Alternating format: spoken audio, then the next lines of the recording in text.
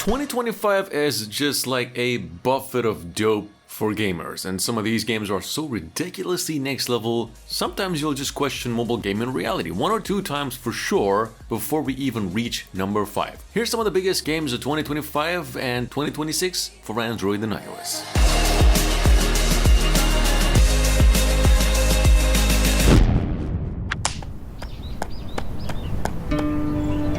Here's the thing, Whirlwind's Meat just hit over 10 million registrations on mobile. Number 1, if you don't know it yet, it's the game we've all been waiting on since these past couple of weeks. And listen, before you get your hopes up any higher than this, the game we're hoping to come out on the same day as the consoles, meaning tomorrow. NetEase seems to be taking an increasingly console and PC first approach, in addition to an Eastern release on mobile but a Western release possibly by the end of the year. Anyway, the game itself, in case you missed it, is like, think of it as a mix of Sekiro, parties mixed with Ghosts of Yote's weapon swapping, and except with just ropes and darts mostly. Got counters, dual blades, spears, all that too. Basically it's Dark Souls meet parkour cosplay in an open world with like infinite choices to make. Keep it in mind.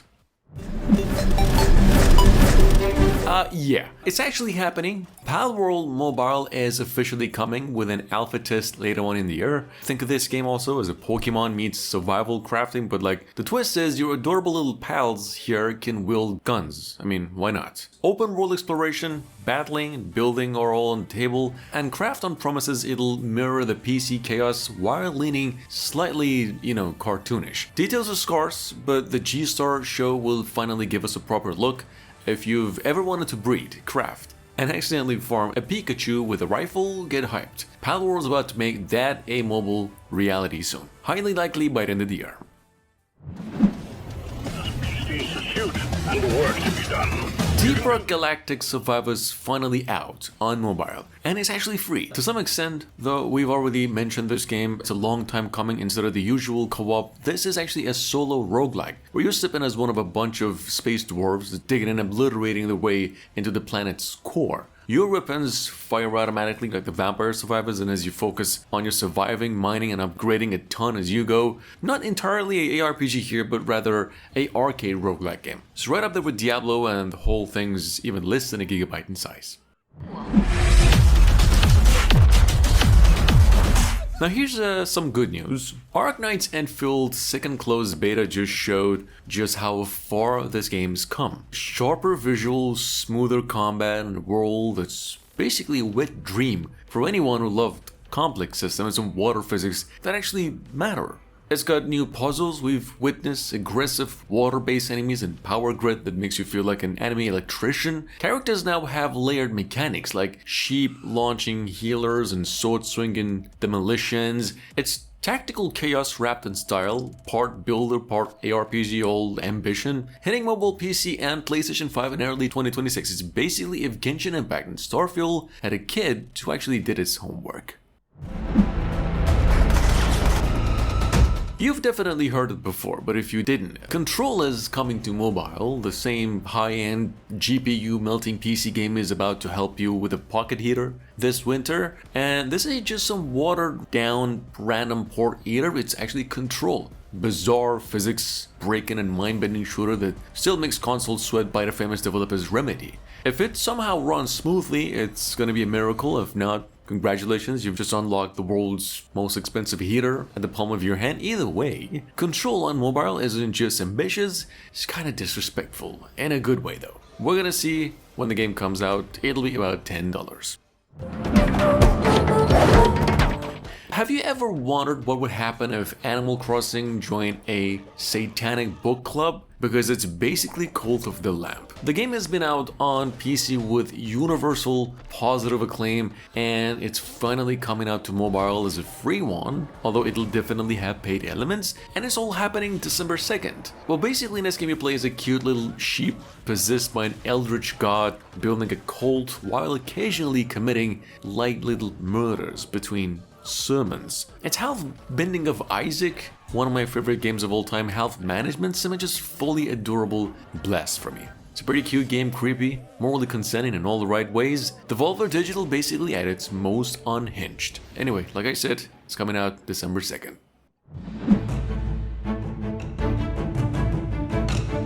After slicing up PC and console charts, Naraka Bladepoint is finally unsheathing its mobile version, and China's already losing its collective mind over it. I mean, the game's expected to rake in a ridiculous $1 billion in its first year in China alone, which tells you just how ready people are to sword glide off rooftops again. It's a melee-heavy battle royale game where you can grapple hook across mountains, party mid-air, and then just get third-partied by someone dressed like a god. The game has over 40 million pre-registrations. I mean, like, Naraka's mobile global launch is finally closing in. Just brace yourself, this thing is going pocket size soon. When it does, it's gonna blow up.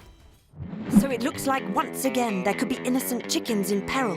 Coming up behind that at number 8, it is the world's most paranoid poultry. And this time they've got gadgets like Chicken Run, Eggstraction turns stealth into simple slapstick casual gaming, like you sneak, squawk, and sprint through farms to free your feathered friends. You can play this solo or with a buddy in a co-op where teamwork usually ends in disaster. The funny kind. And between disguising as traffic cones, hiding in trash bins, and winging your way out of explosions, it's just pure comedy madness. Think of it as Hitman meets Wallace and Gromit, but like everyone's a chicken. Absolutely brilliant, silly, and overall just a great game. It's coming out either late 2025 for mobiles or earlier next year.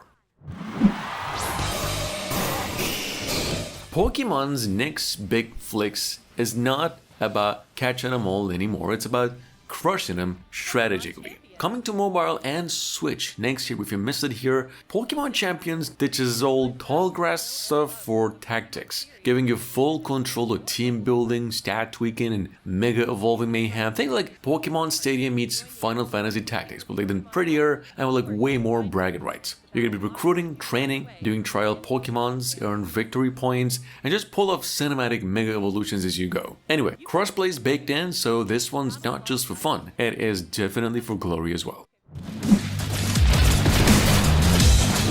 Resident Evil's going tactical all the way, and no, zombies aren't just chasing you, they're not part of your resource management headache. Launching November 18 this year, Survival Unit has you commanding Leon, Jill, and Claire like squad leaders instead of lone heroes, fortifying a crumbling mansion while juggling scavengers, engineers, and fighters and stuff. It's just classic Resident Evil tension meets real-time strategy logic. Like one wrong move and it's not just a jump scare, it's just game over. Pre-registrations for the game just hit 2 million, so apparently people are ready for strategy with the side of infection. Think of this game as base building, survival horror vibes, and just chaos neatly packaged into a mobile real-time strategy you won't want to put down. Now, if you've ever dreamed of being Napoleon without getting exiled, Total War Napoleon is your chance. Feral Interactive's port here puts the famous campaigns in your hand with touchscreen-friendly controls, refined AI, and new mechanics that actually help mobile gameplay. You get to lead the French or crush them as one of the enemy nations, juggling armies, politics, and just battlefield chaos. It's Total War in your pocket, minus the risk of being assassinated or just facing historical bankruptcy. Perfect for strategy fans who like their conquest deep, fiddly, and historically flavored. Arriving December 2nd on Android and iOS. Coming up behind that at number 12, we have the game Mad King Redemption. This thing just dropped a demo, and I gotta be honest, it's just such a blast. It's like Dead Cells and Hades hit a pixel art baby with that beat 'em up vibe. The combat's tight, it's fast, it feels good to smash dodging spikes and just challenging combos are ridiculously satisfying. And what possibly might really hook you easily is the ability system.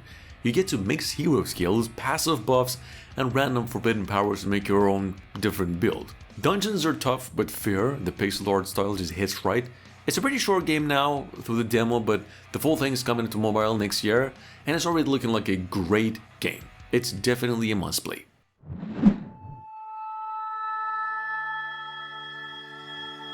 If Insight and a VHS player had a baby, that's pretty strange, but if, it'd look like something like Time Lie here. It's a stealth puzzle adventure game where you literally control it like it's a media player. You pause, rewind, or fast forward to solve puzzles, and it's finally out. You're trapped in a sterile, robot-infested lab where every mistake could be just scrubbed out with a quick rewind. Think stealth puzzles mixed with time control syncing your moves perfectly with your cat to just slip past stages. It's minimalist, eerie, and quietly emotional. No dialogue, just tension and rhythm. Timelight doesn't shout brilliance, it rewinds it until it feels inevitable.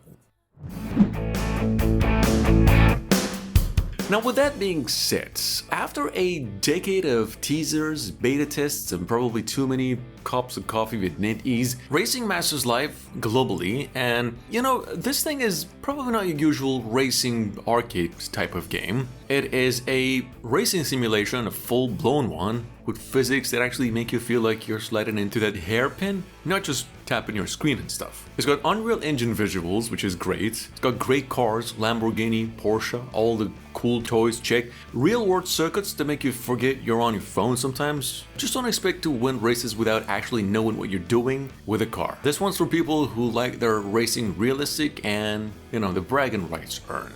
Definitely not for me. Going down to number 15, we have the game Pirates Outlaws 2 Heritage. Finally hitting to mobile this December, following its early access debuts. You're gonna be sailing in a new continent, pick a hero, tweak your deck, and dodge everybody while you plunger. Or, of course, your ship's gonna take the hit. This isn't just a rehash. Animal companions now bring cards to your deck, letting you craft different wacky synergies, plus multiple hero classes, elixirs, and free map exploration as well. Not to mention the added chaos just makes each choice in this game tense. It'll be a paid game, about $5. If you love the first one, this sequel ups the strategic swagger in a lot of ways. Coming out December 4. But what did you know? Hell Climb Racing is back with the third game, and it's basically that one friend who never grew up but somehow became a millionaire type of fella. It's still a physics-based, bouncing, flipping, and chaos racing, and rolling your way through impossible different tracks, but now it's online. You can embarrass real people instead of just yourself. The gadgets are ridiculous, the cars defy science at times, and the physics are just so unhinged, you'll swear gravity is a joke to these developers. It's pretty dumb, fun, in the best way, that perfect mix of skill and pure stupidity that keeps you saying, just one more run. Anyway, give it a shot, it's in a demo form. I don't know how to explain it. I'm having these disturbing visions. The classic point-and-click horror game Slender Threads is finally creeping its way to mobile. About damn time. See, Slender Threads feels like one of those eerie 90s adventure games made by someone who's actually seen some things. You play Harvey, a washed-up salesman who stumbles into a town where nightmares aren't just dreams, they're spoilers. It's equal parts Twin Peaks and Monkey Island, but with like more dread and fewer jokes, sharp dialogue, weird locals, and puzzles that make you question your sanity just enough to keep you hooked, all there. It's a rare mix of humor and horror that should feel right at home on your phone screen in about a week when it releases. Oh, Temple Run 3 quietly launched in a few regions, like I didn't want anyone to notice, apparently. And this is a full revamp with just better visuals, new heroes, each with their own abilities of course, pets that boost your runs, and even perks that stack. The iconic Doom Lagoon returns, wetter and deadlier than ever. It's nostalgic chaos mixed with mobile era polish, considering how often they're updating it, and global launch feels close. It's out through a soft launch on Android and iOS. Give it a shot yourself, you'll be surprised. Enough abyssal energy into a confined space, it'll create a potential difference. Okay, here's something out of nowhere. Genshin Impact developers MiHoYo's teasing something in Unreal Engine 5, and no, it's not another Genshin reskin, probably. The footage shows some dragons, horsemen, and enough dark fantasy vibes to make you reconsider the whole thing, and the promotions hint at multiplayer shenanigans, so a MMORPG isn't out of the question. In fact, on the contrary.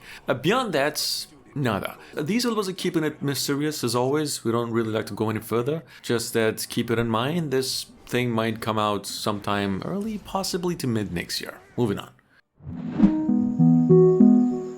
Coming to mobile in about a week from now, we've got this. See, city buildings on mobile usually scream spreadsheets, but Islanders here keeps it zen. You get a tiny island, a handful of buildings, and the challenge to place in them just to score points. No taxes, riots, or late-night spreadsheet meltdowns, just satisfying minimalistic strategy. Each placement unlocks new options, letting you slowly sculpt a tiny paradise for yourself. It's bite-sized, relaxing, and smart enough to make you feel clever without stressing over resources. Perfect for sneaky 10-minute sessions or long sessions where you quietly go on and out with yourself. And last but not least, Genshin Impact developers once again is taking a break from saving galaxies and slaying gods with this one to give you something probably softer, Petite Planet, which is a life sim where you literally build your own world. Think Animal Crossing but like floating in space and prettier. This new trailer actually here shows us some terraforming, decoration systems, and some cozy customization down to the tiniest flower pot possible. You can reshape your planet, design dream homes, and even invite your friends to hang out or just jam with instruments. It's equal parts chill and creative chaos. Expected sometime in 2025. Petite Planet looks like MiHoYo's most peaceful and dangerously time-consuming game yet, possibly. Thanks for watching. I hope you enjoyed. I'll see you again tomorrow. Just let me know which one's your favorite and what have I actually missed.